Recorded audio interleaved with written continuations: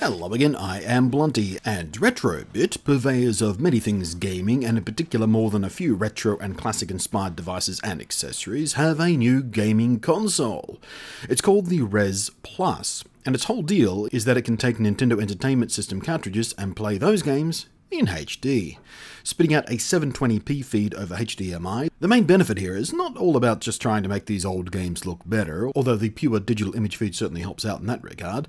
The biggest benefit here, in my humble opinion, is being able to play these games from cartridge in their purest form and be able to just hook it up to a modern TV without any signal adapters or converters as you'd have to do with a legit NES or previous forms of consoles like this. It also makes it super easy if you're a streamer or Let's Player or looking to capture your gameplay for whatever reason, as of course HDMI means it'll feed right into any current capture device without any issue at all.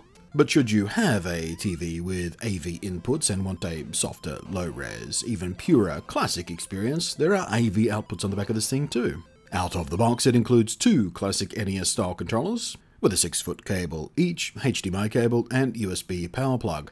The top-loading cartridge slot has spring-loaded dust doors, just like the top-loading models of its inspiration, and in front of that, a sliding switch for power and a push-button for reset with a simple LED for power indication. The two controller ports are, of course, classic NES standard, so you can use any compatible controller you like, but frankly, I found the included controllers to be more than good enough. I'll admit it has been a while since I've held a legit original NES controller, but these do feel damn close to what I recall them feeling like in regards to the D-pad and buttons tactility.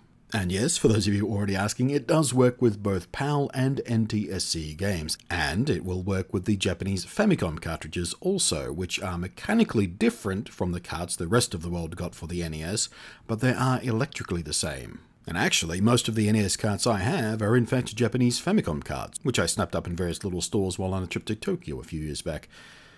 But electronically the same, mechanically different means you will need an adapter. But with such an adapter, you can just plug them right in.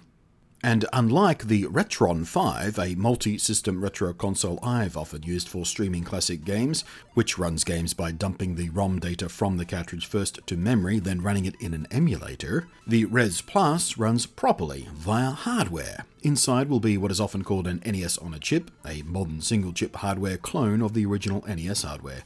So coming out of this thing, you should be getting the absolute purest gameplay possible.